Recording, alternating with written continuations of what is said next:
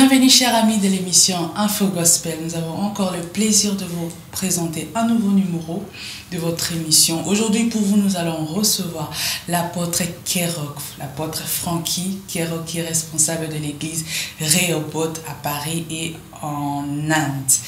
Il n'est pas seul, il est accompagné d'un jeune de l'église qui va se présenter. Voilà, donc ils sont là avec nous. Bonjour apôtre Kerok.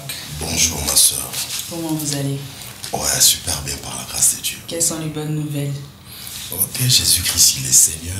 Il nous a donné 2015, on est là, nous rendons gloire à Dieu. Nous allons saluer le jeune frère. Bonjour, comment vous appelez? C'est possible de vous présenter devant toutes les personnes qui vous suivent. Bonjour, je m'appelle Simon Dylan. J'ai 17 ans. Et je suis un jeune qui fait partie de l'église, la mission évangélique Rehoboth. Voilà, c'est ça. Voilà, nous allons commencer avec l'apôtre Kerok. Nous allons parler un peu de l'année 2014. Comment ça s'est passé? Nous avons remarqué qu'en 2014, vous avez beaucoup bougé, vous avez beaucoup voyagé. C'est possible de nous faire un peu une synthèse par rapport à tout ce que vous avez fait? Ok, le Seigneur, il nous a fait grâce en 2014. On était en Afrique, on a essayé de bouger pour parler de sa part. Précisément? Ouais, j'étais à Kinshasa. Ouais, j'étais à Kinshasa et j'essayais un peu de bouger pas mal en Europe, dans des villes.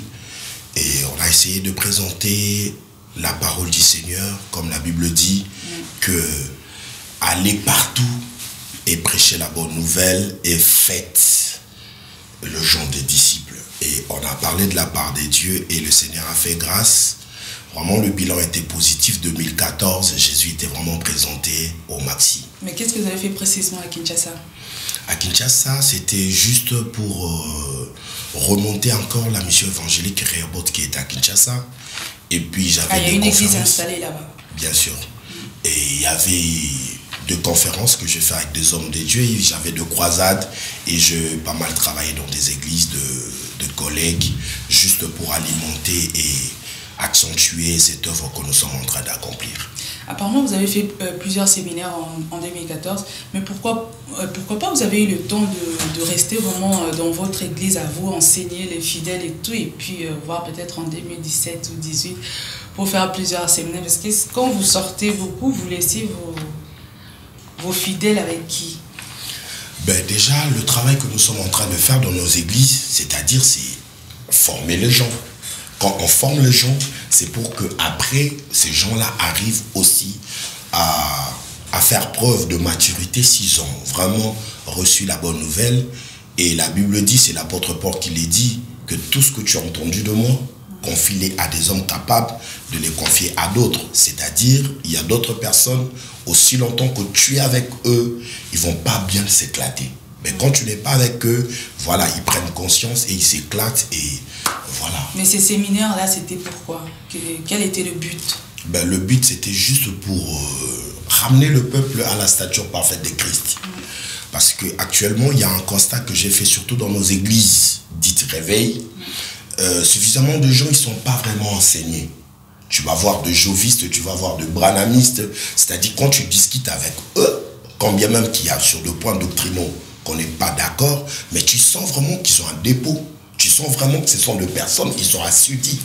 Par contre, chez nous, tu as du mal à voir un enfant qui évolue dans une église, à voir de fidèles qui évoluent dans l'église, mais qui ont la vision et qui maîtrisent la parole du Seigneur. Et voilà, c'est ce qui vraiment... Avez-vous pensé à faire quelque chose par rapport à ça? Je fais tant d'autres des écoles. Voilà, parce que moi, je suis à la base un enseignant. C'est-à-dire, je fais beaucoup des écoles juste pour amener le peuple à grandir et le peuple à avancer dans la chose de Dieu. Voilà. Et vous avez consacré les serviteurs à l'église. Ça s'est passé comment? Ouais. Vos impressions après ça? Après ça, voilà, les impressions est meilleure. C'est-à-dire, on a travaillé avec des gens, tu as formé des gens, et maintenant tu les laisses, parce que c'est ça la sagesse de l'aigle. Tu vois là, l'aigle femelle, quand l'enfant grandit, il ramène dans une haute attitude. Il laisse l'enfant. Et l'aiglon, il va voir si il a 2 ailes qui sont solides, Après, il va prendre le vol. Et quand il sent que les ailes n'est pas solide, il va aller encore le chipper pour le remonter. Et à chaque fois qu'il va sentir que maintenant, il peut voler dans ses propres ailes, il se débarrasse de toi. Et nous aussi, on devait faire de ça. Vous êtes satisfait? Jusque-là, oui. Jusque-là, oui. Voilà. Et vous avez organisé une... bon, avant de parler de la veillée, vous avez parlé d'un message, et c'était ici sur Info Gospel, faites sortir l'accusé. Quelles sont les impressions que vous avez eues après ça? Ouais, en fait, faites sortir l'accusé, j'ai reçu pas mal d'appels, les gens m'appelaient. Voilà, on attend la suite, on attend la suite. Ben, le grand problème, je devais vraiment synchroniser parce que j'avais plusieurs choses à faire à la fois. Et quand je parle de ces choses, je sais que l'humanité est en train de goûter. C'est-à-dire, c'est un message fort et puissant. Et je crois que dans 2015, je vais déjà commencer et je vais relancer mes émissions. C'est-à-dire, le peuple sera béni parce que c'est un message vraiment puissant. Parlant de la veillée, vous avez organisé une veillée en dehors de l'église. Pourquoi vous avez eu un problème avec la salle ou qu'est-ce qui s'est passé? Justement parce que chez moi, en fait, dans mon contrat, dans ma salle, c'est-à-dire c'était déjà prévu que le 31, il y avait déjà de personnes qui avaient booké. Comme j'ai toujours dit, on a un réel problème de locaux dans ce pays. Mais Dieu nous a fait grâce, on devait, comme on a des amis, ouais, 2015 c'est une année des exploits pour Rehoboth, donc on va acheter. Voilà, comme on a des amis, on a des collègues à qui on s'attend bien et nous savons que l'église, corps de Christ, nous sommes un. C'est pourquoi on a travaillé avec mon ami, le prophète Ézéchias Mboukou. J'étais chez lui et on a fusionné. Vraiment, c'était bon. C'était bon. C'était bon. Et là, nous sommes en 2015. Nous sommes aujourd'hui le 31. Alors, quels sont le projet de l'année 2015? Comment est-ce que vous avez commencé ça? En fait, 2015, déjà pour nous, enfants de Rehoboth, c'est une année des exploits. On l'a intitulé. Ouais, parce qu'on a vu que Dieu, il va rendre les gens célèbres. Dieu, il a dit dans sa parole qu'avec lui, on fera des exploits. Mais pour faire des exploits, pour devenir célèbre, tu as besoin vraiment d'être avec le Seigneur. C'est pourquoi le Seigneur nous a dit que 2015 pour nous, c'est vraiment une année des exploits. C'est-à-dire les hommes et les femmes auxquels ils sont unis dans la vision, nous allons travailler de manière à ce que nous puissions laisser des empreintes dans cette année. C'est-à-dire impacter dans tous les domaines, financier, social, matériel, et puis dans le domaine estudiantil, dans tous les domaines pratiquement, on a besoin des exploits, raison pour laquelle, pour nous, 2015, c'est une année des exploits. Et puis, une grande vision que le Seigneur m'a donnée pour cette année, c'est plus la jeunesse. En fait, 2015, je me focalise pour la jeunesse. Pour la jeunesse. Mais avant ça, je me pose tout le temps des questions. Pourquoi vous donnez tout le temps, vous titrez tout le temps les années, année des exploits, année de repentance, année de ceci, année de ceci. C'est quoi le but? Ben, le but, il est simple. Quand tu montes dans un bus, il y a une destination. Quand tu montes dans un train, tu sais que, voilà, ça va desservir telle gare. C'est-à-dire, ça te pousse à amener le peuple pour une année dans une vision bien déterminée. C'est-à-dire, le peuple, ils savent que cette année, pour nous, l'objectif, elle est de faire des exploits. Voilà, parce que s'il n'y a pas une vision, la Bible dit, quand il n'y a pas une vision, quand il n'y a pas une révélation, le peuple est sans frein. Voilà, c'est pour canaliser le peuple qu'ils comprennent que pour toi, cette année 2015, tu es obligé de faire des exploits. 2014, c'était quoi pour vous? C'était une année d'excellence. Et vous avez... Tout était excellent. Vous êtes sûr? Super sûr. On va vérifier là. On va vérifier. Voilà, en 2015, vous avez un message pour le jeune.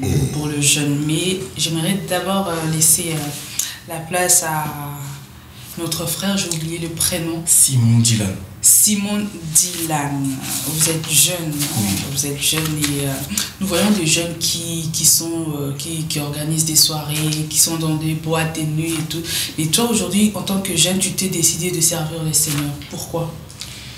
Moi, j'ai décidé de servir le Seigneur car déjà la Bible dit « Jeune homme, réjouis-toi dans ta jeunesse ». Mais quand on voit dans ce verset, à la fin, ils nous disent l'Éternel, mais sache que l'Éternel t'appellera en jugement. Et J'ai choisi de servir l'Éternel car il n'y a pas d'âge. On ne peut pas être trop jeune ou trop âgé pour servir l'Éternel, car quand on voit Jérémie, c'était un enfant. Mais Dieu lui a dit, avant que tu sois dans le ventre de ta mère, je te connaissais. Et avant que tu sois sorti de son sein, je t'avais consacré, je t'ai établi prophète des nations. Je sers Jésus-Christ, car c'est pas par ma volonté, mais c'est par sa volonté qu'il m'a choisi pour que je puisse le servir.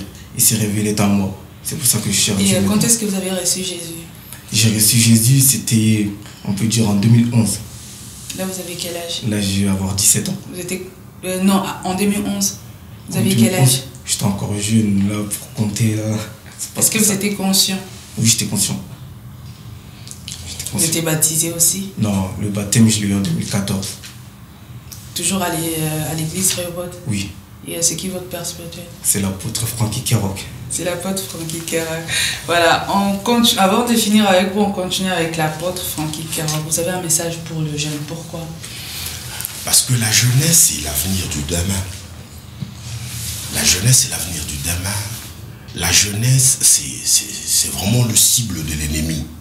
En fait, l'ennemi savent pertinemment que si je laisse des jeunes émerger tranquillement, ils vont monter, ils vont être en Jésus et ils vont reçu dans tout ce qu'ils vont faire. C'est pourquoi leur cible, elle est vraiment de jeunes. Parce que la jeunesse, c'est un moment où la personne est en train de chercher de canaliser sa vie. Et quand il rate, c'est là, et ça mène vraiment à la dérive. Raison pour laquelle l'Éternel m'a dit, la jeunesse, pour toi cette année, tu dois le former. Tu dois vraiment le former, les enseigner, de manière à ce qu'ils atteignent la connaissance de Christ, et eux aussi, à leur tour, comme ils ont de la vigueur, comme ils ont de la force, ils seront sur terrain, et ils vont impacter, ils vont gagner des âmes. Raison pour laquelle, voilà. Et pourquoi vous avez attendu 5 ans après pour former les jeunes? Parce que je viens d'en finir avec ce que je fais l'année 2014. J'ai dû former certaines personnes, je les ai consacrées. C'est-à-dire quand j'ai consacré les personnes, je crois en eux, je crois en leur ministère, je les ai laissés maintenant en train de faire le travail et moi je redescends un peu le rideau pour amener de jeunesse à leur hauteur. Voilà. Parlons toujours de jeunes. Ecclésiaste verset 12 nous dit « Mais souviens-toi de ton Créateur pendant le jour de ta jeunesse, avant que le jour mauvais arrive. Et que les années s'approchent où tu diras, je n'y prends point de plaisir. » Pouvez-vous nous expliquer, nous décortiquer un peu ce qu'Ecclésiaste voulait dire par rapport à ça? Tu sais, Ecclésiaste, c'est parmi on l'appelle le sage, déjà. C'est quelqu'un qui a beaucoup vu. C'est quelqu'un qui a expérimenté la jeunesse. Il était jeune, il a vu des choses, il a goûté le bonheur, il a tout goûté. Et arrivé au soir de sa vie, il est en train de poser un fondement en disant « Jeune, réjouis-toi de ta jeunesse ». En fait, dans le verset, on n'interdit pas aux jeunes de se réjouir. On pousse même le jeune à se réjouir. Là, c'est au verset 11 qu'on dit « Réjouis-toi ». Voilà, c'est-à-dire... donc Dieu permet quand même qu'un jeune puisse se réjouir. Mais bien sûr que oui. Qu'il parte dans des boîtes, dans des soirées. Fais tout ce que tu veux. On n'interdit à personne. Regarde l'esprit du verset. Prends des petits copains. Comme tu veux. Vas-y. Vas-y. Fais tout ce que tu es. Il n'a pas de petits copines encore. Non, je t'explique d'abord l'esprit du verset. C'est-à-dire, quand tu lis l'esprit du verset, on n'interdit à personne de faire ce que son cœur lui demande de faire étant jeune. Mais ce qui est important, c'est la fin. C'est quoi la fin? La fin, sache-le très bien, que le Seigneur t'appellera en jugement. Pourquoi? Et le jugement des dieux. Parce que s'il permet déjà de faire tout ce que tu dois faire, pourquoi il va t'appeler encore en jugement? Ben c'est ça maintenant la grande question. En fait, cette permission-là, elle n'est pas une permission que la personne doit faire parce qu'on doit l'acclamer. Non. C'est comme si quelqu'un te dit, l'Apocalypse le dit, celui qui est dans le mal s'enfonce encore dans le mal. Que celui qui craint le Seigneur craint encore le Seigneur.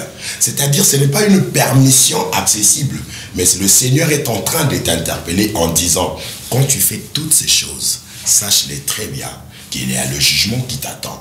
Or, dans la pensée de Dieu, il veut que le jeune ne doive jamais se conduire comme ils veulent.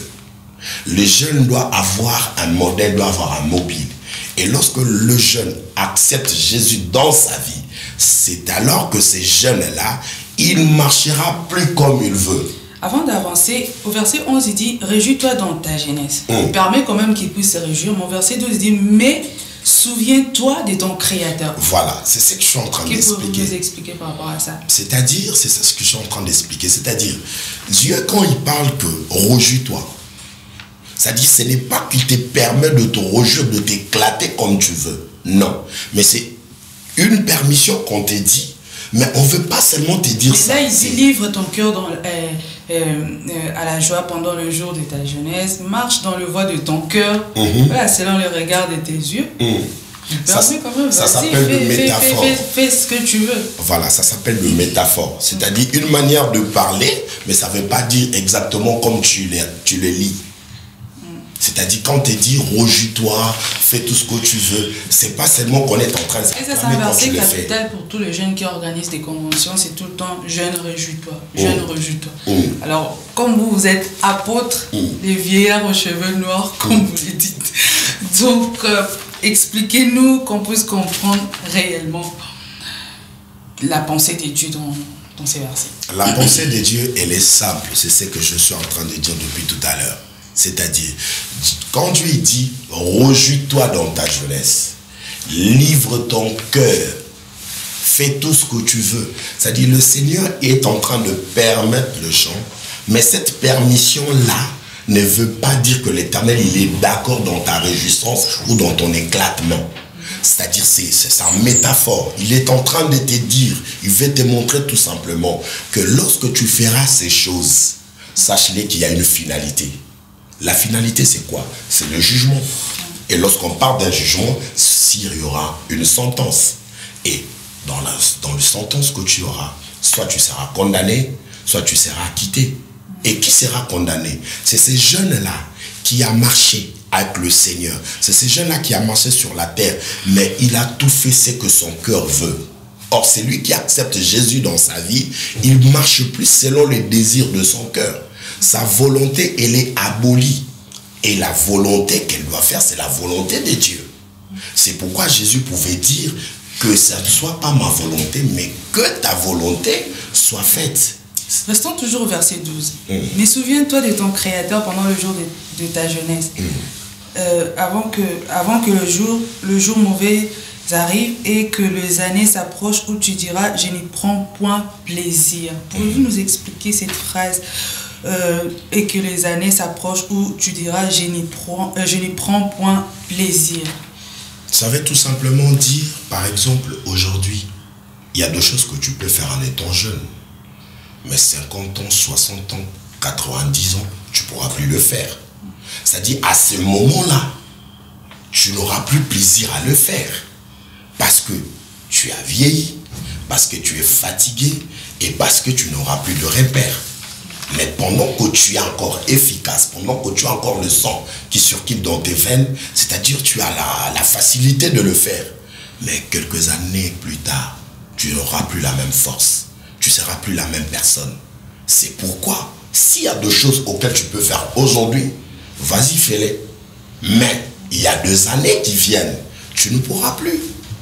Je vais poser la question à Salem, c'est ça? Simon. Ah, je dis Salem. Simon, est-ce que tu peux rajouter quelque chose par rapport à ce que ton père vient de dire? Par rapport à ce qu'il vient de dire, non. Il a déjà tout dit. Tout est complet. T'es sûr? Oui. Mais tu peux nous expliquer dans le langage facile pour que le jeune puisse comprendre? Pour que le jeune parce que les vieillards, il était un peu... il codait un peu d'autres trucs. Pour que les jeunes puissent comprendre, c'est simple. Quand Dieu nous dit de se réjouir, oui, tu peux te réjouir, mais c'est comme Dieu il parle par des codes en fait. Il parle par des codes, il peut dire comme Dieu, tu peux prier, tu peux lui demander quelque chose, il peut dire oui, mais ça veut dire non. Il te dit ça et un jeune, nous en tant que jeune, on va prendre ça comment? On va dire bon, ben moi je vais faire ce que je veux. Par exemple. Bon, qu'est-ce que je peux dire? Un jeune il va dire bon, moi je vais aller faire les boîtes de nuit, je vais sortir tout le temps. Même si mes parents me disent rentre à cette heure-là, non, mais je suis grand, tu vois. Surtout ceux qui ont la majorité, ils disent non, bon, moi je suis déjà majeur, je fais ce que je veux et tout ça. Mais or, tu es majeur, oui, mais tu connais pas tout. La chose, c'est ça. Dieu nous dit, en fait, que dans ce verset-là, c'est pour te méfier, en fait. Il dit juste aux jeunes de se méfier, c'est ça. Voilà, c'est ça. Et est-ce que vous avez un message pour appeler tous les jeunes à servir les seigneurs comme toi? Oui, pour les jeunes, venez servir Jésus-Christ, parce que toutes ces choses dans le monde, c'est vanité. Il n'y a qu'une seule personne qui pourrait vous donner même la vie éternelle, parce que tout ce que tu fais dans le monde peut te ramener à la perdition, mais c'est Jésus qui est notre lumière. La Bible dit, nous étions dans les ténèbres et Jésus nous a ramenés à la lumière. Il nous a ramenés dans la lumière. Jésus lui-même, il a dit, laissez venir à moi les petits enfants, car le royaume des cieux leur appartient. C'est comme ça, c'est les enfants. Quand Jésus venait, il disait toujours, il faut être comme un enfant, il faut faire tout comme un enfant. Et nous qui sommes encore des enfants, il faut que nous allions vers ce Dieu au lieu de se détourner de ce Dieu et d'aller vers autre chose. C'est ça le message que je peux dire aux jeunes. Voilà. Et je reprends le pasteur, l'apôtre. Si je vous disais les sacrifices des dieux Moloch, ça vous dit quoi? En fait, le sacrifice de Dieu Moloch, on le retrouve déjà dans la Bible, dans l'Ancien Testament. Quand vous lisez les livres de Lévitique, chapitre 18, verset 21, vous lisez Lévitique 22, dans Jérémie aussi, il a parlé, Jérémie chapitre 32, verset 35, la Bible nous parle qu'il y avait 2 hommes et 2 femmes israélites qui allaient sacrifier leurs petits-enfants au dieu Moloch. Or, le dieu Moloch, c'est un dieu que les Ammonites ont ramené en Israël. Et ces dieux-là se nourrissaient de la chair des enfants et son breuvage était le sang. Et maintenant, bon nombre de personnes, ils ont dû sacrifier leurs enfants. Ils ont sacrifié leurs petits-enfants par le dieu Moloch, c'est-à-dire par le sacrifice qu'ils faisaient. Et ces sacrifices... Au jour d'aujourd'hui, qu'est-ce que représentent les dieux Moloch? Mais c'est un esprit. L'esprit n'a pas de temps. Voilà, l'esprit n'est pas dans le temps. C'est-à-dire l'esprit, c'est un esprit. Il vit dans un monde d'éternité. C'est-à-dire on ne peut pas focaliser, localiser l'esprit. Dans l'ancien temps, il était comme ça et dans le nouveau, il est comme ça. Non. C'est-à-dire cet esprit-là agit jusqu'aujourd'hui. Raison pour laquelle nous allons voir. Et ça, je veux même préférer à mon fils de le dire bien. Parce que moi, je veux vraiment à tout ce qui sait de jeune, qu'il lui puisse parler. Parce que lui, il sait bien le parler que moi. Vas-y, on t'écoute. À ce qui concerne le dieu Moloch, comme on a dit, en Israël, les gens allaient sacrifier leurs enfants. Ils se nourrissent de la chair, du sang, et il aime bien les enfants. Comme maintenant, il y a des gens, il y a des enfants plutôt qui ont été sacrifiés. Il y en a qui sont morts, mais il y en a qui vivent toujours. Et ceux qui vivent, il y a certains signes qui peuvent faire que l'enfant devienne insolent envers ses parents, il ne respecte pas ses parents ne peuvent plus le supporter. Il fait des choses par son propre gré, quoi. Moi, ce que je voulais comprendre, ils étaient sacrifiés comment? Comment ils étaient sacrifiés? Comment je peux dire ça? On va dire là, hein, t'inquiète pas. Comment ils étaient sacrifiés? Peut-être, bon, la manière comme ils étaient sacrifiés, moi, je ne sais pas, mais selon moi, peut-être qu'on pouvait tuer l'enfant. Peut-être qu'ils avaient un temple où ils faisaient ça. Je ne peux pas vraiment savoir. Peut-être qu'ils avaient un temple où ils faisaient ça pour les sacrifier leurs enfants. Donner le sang. Déjà, pour que le sang coule, il faut tuer. C'est ça, quoi. Donner à part au dieu Moloch. Et comme je disais, il y a des enfants qui deviennent insolents. Leurs parents n'arrivent plus à les supporter. Parce qu'il y a des événements qui se passent où le dieu Moloch peut venir intervenir ou entrer dans les familles. Pourquoi? Il y a le divorce qui peut faire ça. Il y a les objets qu'on a pris, peut-être volés. Comme on voit, il y a des parents, plus les mamans, qui volent et qui vont donner ces vêtements à leurs enfants qui viennent de naître. Mais or, c'est pas bon. Il y a des mamans qui volent. Oui, moi j'ai déjà entendu ça, des histoires comme ça. Et quand ils ramènent, ils donnent le vêtement à l'enfant, peut-être que dans ces vêtements, peut-être qu'il était travaillé, peut-être qu'il y avait quelque chose qui avait été fait, des paroles qui avaient été dites sur ça. Et quand on ramène ce vêtement, on donne à l'enfant, il y a un esprit qui rentre à l'intérieur. C'est comme cela. Et il y a dans le divorce, quand les parents ils se séparent, l'enfant, il y en a, ils deviennent tristes. Et il y a maintenant quelque chose qui leur dit toujours, regarde, ton père, il est loin, ta mère ou ta mère, elle est loin, fais ceci, fais cela. Et maintenant, à cause de cela, tu vas faire des choses qui ne sont pas bien. Il y a des choses, ça va te pousser à faire des choses qui sont mauvaises. Il y a même des jeunes qui le font encore. Aujourd'hui, on voit ça. Peut-être il y a un jeune, tu le vois en bas, dans des cités. Il vend, il fait ça, mais pourquoi il fait ça? Des fois, la cause, on dit non, parce que je vois pas mon père, parce que je vois pas ma mère. C'est ça la cause. Le Dieu Moloch qui s'introduit comme ça. Après, ça évolue. Quand plus l'enfant est grandi, plus aussi l'esprit est grandi. Et il est en train d'agir. Mais pour que l'enfant soit délivré, il faut que ça soit Jésus-Christ qui vienne. Il faut que c'est Jésus-Christ qui vienne parce que lui seul libère. Lui-même, il dit, si vous venez en moi, vous serez libre. Or, quand on n'est pas en Jésus-Christ, on est des esclaves. Si toi, tu n'es pas en Jésus-Christ, tu es un Dieu Moloch, c'est que tu es esclave du Dieu Moloch. Mais quand tu viens à Jésus, c'est lui qui vient délivrer. C'est ça que je voulais dire. Une question de curiosité. Vous avez que 17 ans. Comment vous arrivez à maîtriser la parole? C'est le Saint-Esprit. Vous lisez la Bible? Je lis la Bible, oui. Je lis la Bible. Et par moments, l'Esprit de Dieu aussi nous aide. Parce que par notre intelligence obscurcie, on ne peut pas tout comprendre. C'est le Saint-Esprit qui nous amène pour comprendre des choses qui sont cachées. Et à l'église, vous faites quoi? À l'église, bon, à un moment, je faisais la modération. Après, à un moment, j'ai arrêté parce que... Déjà devant les grandes personnes? Le mercredi, on va dire les jours de la semaine. Et là, j'avais arrêté parce que avec l'école, le lycée, tout ça, il y a des stages. Voilà, c'est ça que je faisais. Voilà, nous reprenons l'apôtre. Qu'est-ce que vous pouvez rajouter par rapport à tout ça? En fait, quand vous lisez la Bible, vous allez remarquer, dans une histoire dans 2 Rois, on nous parle qu'il y avait 2 femmes. Ces femmes-là, ils se sont entendus pour qu'ils puissent sacrifier un enfant, qu'ils le mangent cru, et le lendemain, ils mangeront l'autre enfant. Et la femme a préparé son fils en les ont bouffés. Et le lendemain, il est venu chez son ami pour lui dire, ben attends, c'est aujourd'hui ton tour, tu dois aussi préparer ton fils. Il dit, moi je prépare pas mon fils. En fait, c'est ça d'abord l'esprit de Dieu Moloch. C'est-à-dire ces sacrifices-là, c'est fait soit spirituellement, soit physiquement. Et ce qui est physique, on le voit. Parce qu'il y avait des gens qui allaient apporter leurs enfants, on les tuait, et le Dieu Moloch se nourrissait de ce sang et il mangeait cette chair. Mais il y a d'autres, l'enfant n'est pas mort, mais l'enfant est sacrifié. Raison pour laquelle vous allez voir, il y a d'autres enfants, il est encore jeune, mais il est caïd, il fait des choses impossibles. Et cet esprit-là, et il y a des gens qui grandissent avec.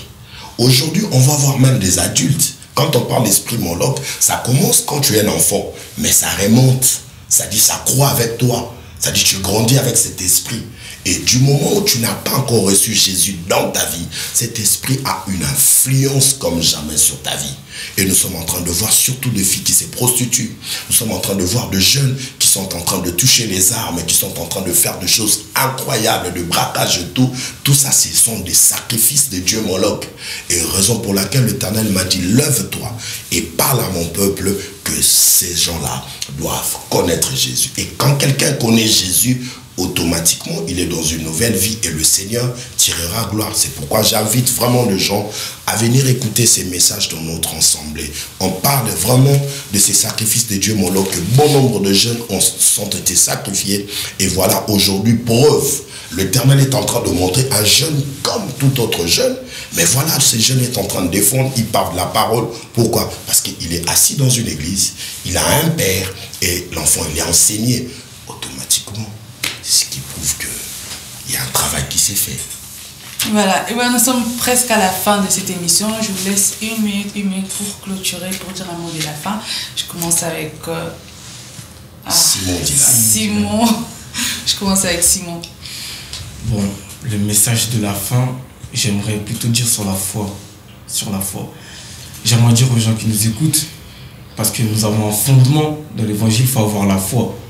Parce que dans le livre des Hébreux chapitre 11, on nous dit que la foi est une ferme assurance des choses qu'on espère et une démonstration de ce qu'on ne voit pas.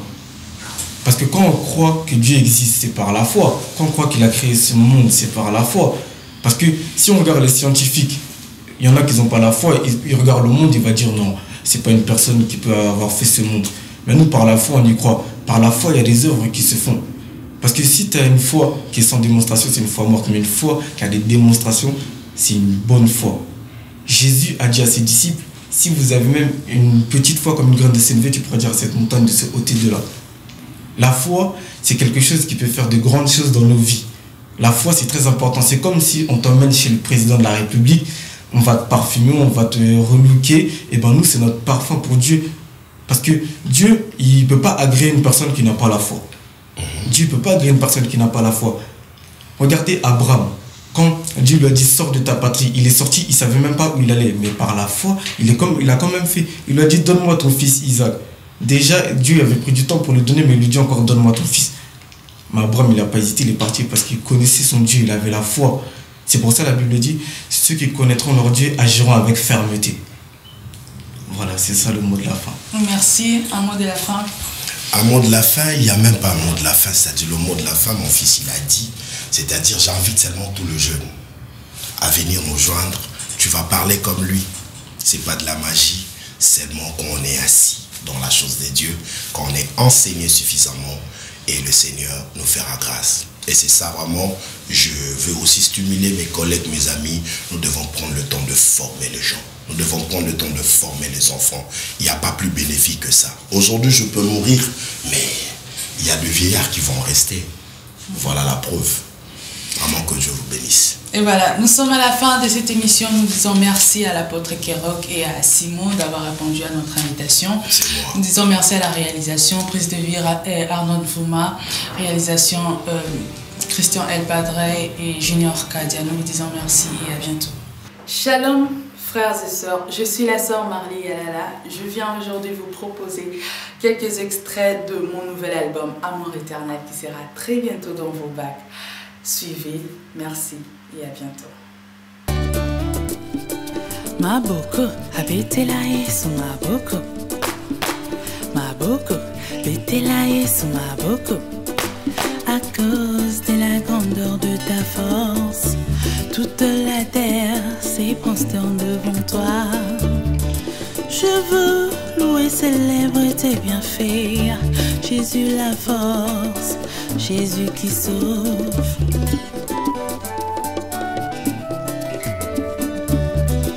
Tu changes à la mer à une terre sèche. Tu domines éternellement par ta puissance. Ta voix fait jaillir de flammes de feu. Dans ton palais, tout s'écrie gloire. Gloire, ma force, alléluia, Jésus. Ma force, alléluia, Jésus.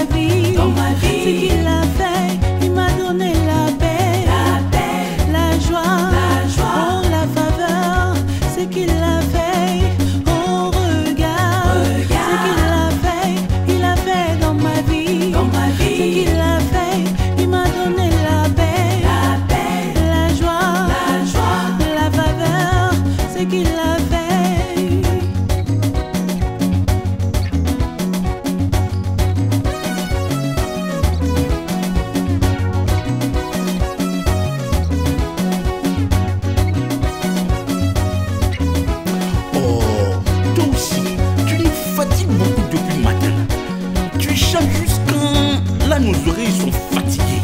Faut dire en même temps ce qu'il a fait.